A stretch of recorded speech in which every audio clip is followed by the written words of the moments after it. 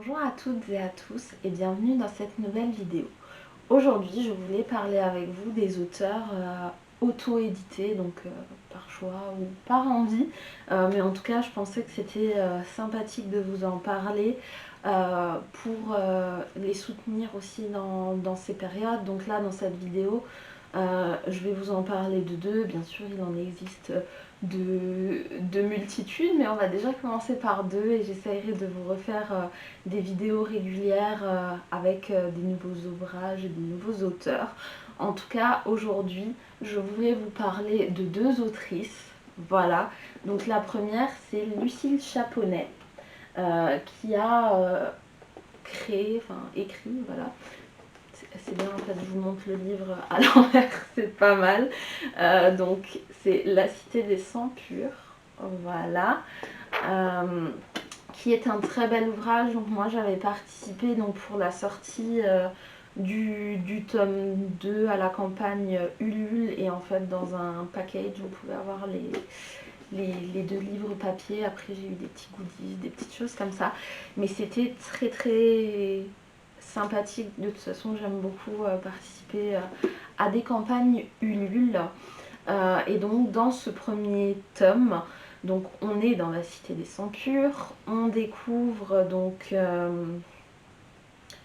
une jeune fille qui s'appelle Senia, voilà, je ne me souvenais plus du nom, et qui va en fait faire partie du peuple des poussières. Donc il faut savoir qu'il y a deux castes, il y a les privilégiés, donc privilégiés, besoin de vous expliquer ce que c'est, je pense que ça se voit, et les poussières, et du coup Senia va être orpheline et elle va avoir la chance, si je puis dire, de pouvoir aller chez les privilégiés euh, pour, euh, pour aider, on va dire, une jeune demoiselle. Enfin, il lui arriver plein de choses.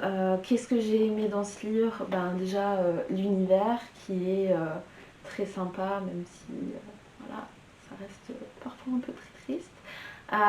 J'ai aimé les personnages, parce que bien sûr on va découvrir d'autres personnages que Senia, mais ça je veux pas trop vous spoiler et je veux que vous le lisiez.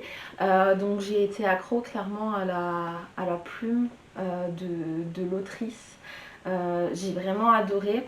Alors je n'ai toujours pas lu le tome 2, donc qui est légèrement plus gros quand même, enfin légèrement oui, plus gros que le tome 2, c'est volontaire, c'est parce que je n'ai clairement pas envie de quitter l'univers et les personnages, et quand je vois certains commentaires, et ben je prépare mes mouchoirs, mais clairement je n'ai pas prévu de sortir mes mouchoirs.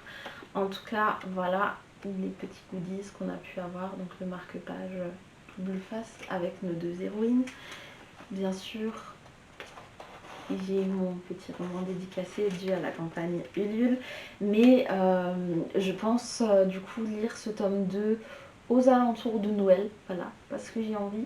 Et à part vous dire de découvrir en plus, donc il y a eu un changement éditorial, je trouve vraiment la couverture très jolie, la qualité des pages aussi est sympa. Enfin, c'est pas des pages de papier journal toutes fines, elles sont quand même un peu épaisses, donc vraiment l'objet livre est déjà agréable, très beau. Le contenu pareil, voilà. Donc voilà, lisez-le, découvrez Cécile Chaponnet. C'est une personne déjà très sympathique. Alors je n'ai pas souvent parlé, mais je la suis sur Instagram, donc si de temps en temps vous voulez la suivre ses déboires quotidiens ou la réception de ses livres, etc., c'était quelque chose de très marrant à la suivre, donc allez-y, suivez-la. Et je voulais vous parler également d'un autre livre, alors que je ne possède pas en version physique. Je l'ai acheté sur ma liseuse, il y avait une promo, donc c'est La couleur des nébuleuses de Amandine Peter, qui est nominée pour le prix francophone de je ne sais plus quoi. Voilà, donc déjà la couverture est très jolie. J'essayerai de vous mettre un insert, donc déjà ça commençait bien, c'était en violet, etc. Après j'apprends que l'autrice est alsacienne, encore mieux. Et clairement j'ai commencé à lire donc le résumé sur mon téléphone. Et là, j'ai pas su résister. Voilà, preuve qu'il y a une petite intruse qui vient se faufiler dans la vidéo. Voilà, tu m'aides beaucoup, mais on va faire avec cette chippie. Donc, on va partir donc en 2099 euh, et on va suivre Annie, une jeune fidèle qui va faire son entrée au nébularium. On apprend que c'est une jeune orpheline qui a été recueillie et qui a grandi donc dans cette communauté donc qui est très religieuse, etc. Et un jour, il va se passer un événement clairement inattendu, le jour où justement elle doit faire son intronisation. Et sa vie va clairement changer, donc on va la suivre dans un monde que clairement elle ne connaissait pas, donc on va faire plein de découvertes avec elle. Déjà j'ai aimé le personnage en lui-même. J'ai beaucoup aimé aussi la plume de l'autrice, les références qui y sont données. C'est une lecture qui pour moi est tombée au bon moment, parce que voilà, j'ai bien rigolé.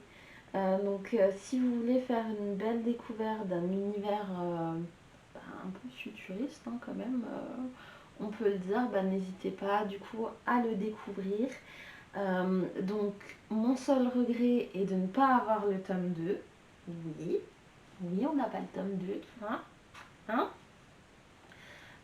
Mais sinon, pour la période du confinement, je tenais quand même à dire que l'autrice avait donc une trilogie, voilà, qui s'appelle La Stream euh, et qui actuellement est à 0,99 centimes le tome, donc bien sûr en numérique, qui avait été publié par Nouvelle Plume chez France Loisirs. Et j'ai remarqué que j'aimais beaucoup les, des éditions de Nouvelle Plume, justement parce que c'est des petits auteurs.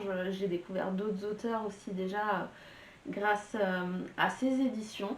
Donc si vous voulez des univers un peu sympathiques, fantasy, une écriture très sympathique avec des références marrantes, je vous invite à profiter donc de cette promotion qui dure donc tout le deuxième confinement. Donc voilà. Écoutez, moi je vais vous laisser. Je vais m'occuper de cette petite chiquille là.